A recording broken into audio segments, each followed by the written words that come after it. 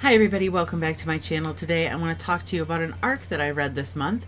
The book is called Lost You and it is by Halen Beck. Lost You was officially released on August 6th, so I am a little bit late to the game, but that's because I fully intended to group all of the arcs that I read for this month together into one video and release it towards the end of August.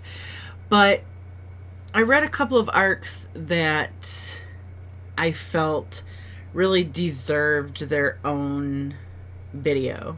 I accessed this book via NetGalley solely because I'd heard great things about Halen Beck as an author, who Halen Beck is a pseudonym, by the way, for Stuart Neville. And I don't typically find myself advocating for other people to go in blind to books. I don't go in blind myself usually, but I did go blind into this one. I knew very little about it, and holy cow, I would probably suggest that other people do the same. But most of the reason for this video isn't necessarily what this book is about. It is about the way that it's written and the things that it made me feel. Lost You begins by dropping the reader right into the climax of the story, and that's not unheard of. I read a book earlier this year called Little Darlings by Melanie Golding that did the same thing. The first page, you recognize instantly that you are right there at the climax. And in this case, we are standing on a ledge with a woman and her 3-year-old son, and she's threatening to jump and kill herself and the child. She is on the roof with a man who's obviously trying to talk her down.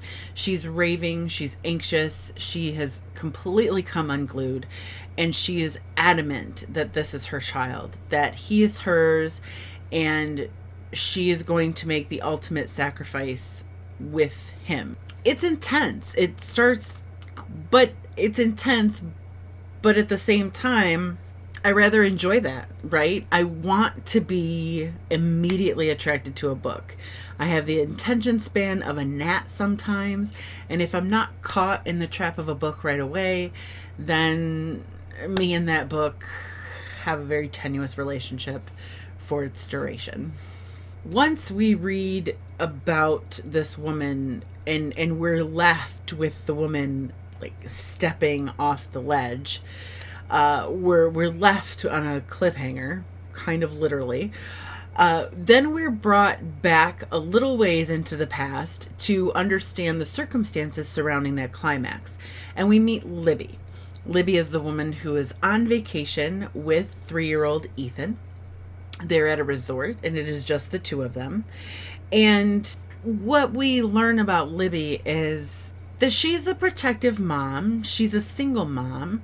She's protective in the way that we think of mothers these days to be, but there's something a little bit extra about that. She maybe is a little bit more paranoid. She's always looking over their shoulders, and yet we don't know why. But Libby does manage to relax a little bit. She befriends a gay couple out at the pool one day, and they show Libby and Ethan both a very good time. They take them to dinner, and there's dancing.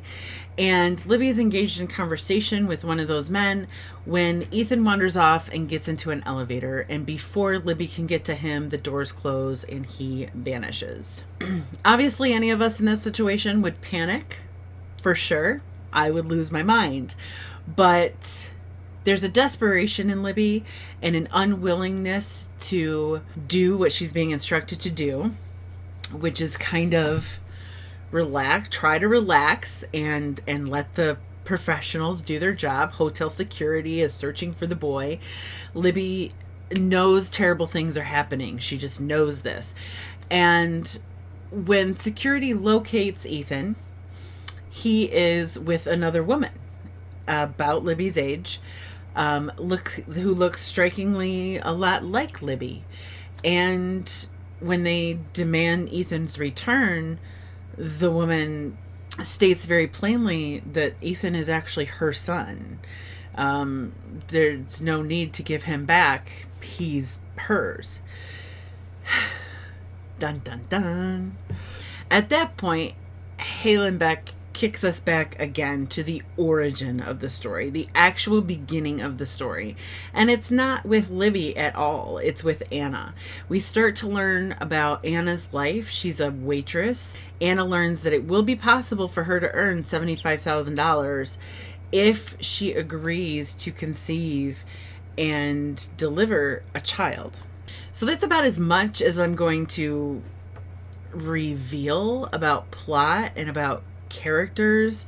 So, you're just reading the book and you're learning about these two women. And the links that they both go to, all surrounding this child. First of all, that ploy, that device, that structure, dropping us in the climax, then taking us a little bit back in the past, and then taking us all the way to the beginning of the story. It seems odd. It seems like a weird choice, but it's actually quite clever and brilliant because, like I said, it gives you all of the motivation in the world to stick through the meatier, slower parts of the story, which is actually learning about the lives and psychologies of Anna and Libby. Had the book begun learning about Anna, I can't honestly say that I would have been as interested. But the other reason that this arc really struck a chord with me is because this is a book that has a lot of twists and turns. I didn't see them coming. I can honestly say that I was surprised and really it has a lot of shocking moments. This book has a lot of shocking moments.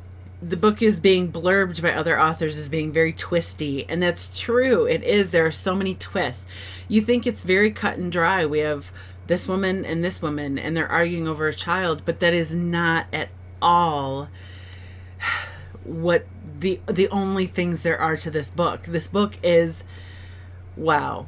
It doesn't play any games either. That's what's great about the twist in this book, is that it doesn't play games.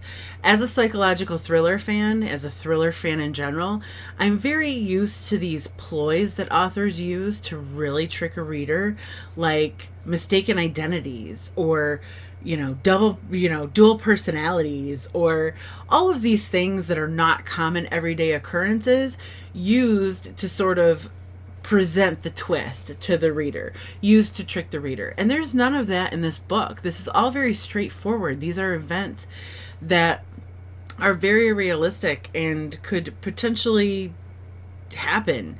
And yet you don't know what's coming. And when it comes, oh boy. And that's the other reason, and probably the most important reason, that I wanted to talk about this book in its own video. That's because I don't remember another thriller that affected me so much.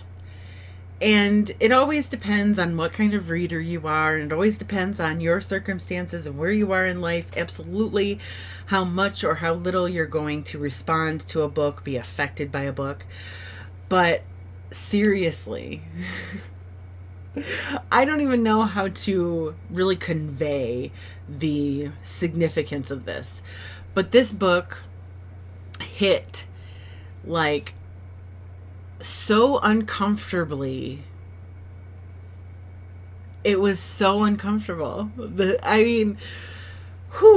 None of my favorite thrillers that I can recall have produced the reactions in me that this book did. There were times where I was absolutely disgusted. There were times where I was sick to my stomach and yet sad and crying. I've never had those emotions pulled out of me as strongly with a thriller novel as I did with Lost You. And yes, I'm a relatively new mother. My twin boys are turning 1, so that probably helped being a parent. But both of these women are tragically broken. So it's not simply about the child aspect. These women, I don't even know if I can say that I related to them, but they were just brought to life so realistically, and they had so much depth to them that I was just engrossed and unable to separate myself from this book for as long as it took to get through it. Like, I was so invested, and when the truly upsetting parts came, and believe me, there are some truly upsetting things in this book. I mean, I wanted to DNF it. That's how upset and how hard to take and hard to swallow these things were. But I stuck with it and needed to know what the conclusion was, needed to know what happened to these women, needed to know how this situation could ever possibly right itself when you have two women who so desperately claim this child. Like, I just... So yes, I almost threw up. I did cry. And I just think it's so unusual for this type of book to do that to me. I needed to share it all with you guys. And, you know, this isn't a very action-packed book. It's not full of suspense per se. It's a domestic or psychological thriller that just wraps you around the characters. And it's going to be best received by people who appreciate, you know, character depth, that sort of thing inside their thriller novels. I mean, obviously, I'm a huge suspense fan. I'm a huge action fan. I really like edge of your seat thrillers. And yet, I'm sitting here talking about a psychological or domestic thriller that gave me more feelings than any suspense or action-packed thriller has ever given me before.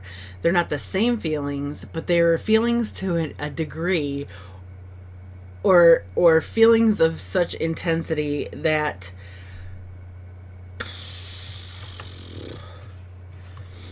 I mean, it's tough.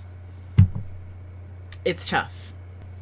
There's no, it's very morally ambiguous. You know how I like those books and those sorts of characters. You're not going to know who necessarily to root for. It's like a train wreck. It truly is, but not a train wreck in that the book is a hot mess. It's a train wreck in that these people's lives collide in a way that you just can't look away from. And there's just these unwinnable circumstances for both of these women and their families, and it's tragic. It's absolutely tragic. I just know that a lot of people out there who do subscribe to my content would be really affected by this book. Some of y'all might think it's dumb, absolutely, but I think there are those of you out there that could really... You can't enjoy this book. It's not an enjoyable book. Let me just say that right now. Like, you're not going to go into this book and have a really great time. You're going to go into this book and be emotionally battered. But I feel like I'm glad I've read this book. Like, I'm glad to have had this experience. It wasn't any fun. You know, it was... I'm impressed. I'm impressed by this book. I'm impressed at the ways it surprised me. I'm impressed at the emotions it pulled out of me, even though, no, this is not a good, entertaining read. It's not. If you're looking for books that offer you a little bit more, books that are multi-layered, books that have something interesting to say, books that make you feel things, regardless of what those things are, then please consider checking out Lost You, you know. And if you're just somebody who likes to really have a good time inside of a book, I will tell you to go ahead and pass on this. You know, I feel like also I should warn you, kind of, sort of, you know, you may want to stay away from this book if this content might hit a little too close to home. Being a parent myself, I think, had a significant impact on my reading of this book, not necessarily in a negative way. I think that it enhanced all of these things that I'm talking to you about.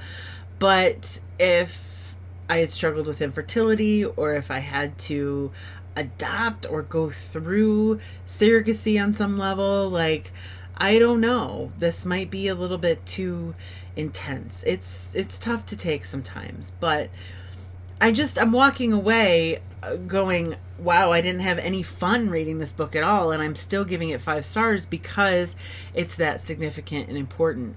And I mean, that's how I feel anyway. I think that it does something for me, and it did something to me that I can't immediately recall any thriller having done before. So that's pretty significant, right? That's pretty important. Maybe. Anyways, so that's Lost You by Halen Beck. It was out August 6th.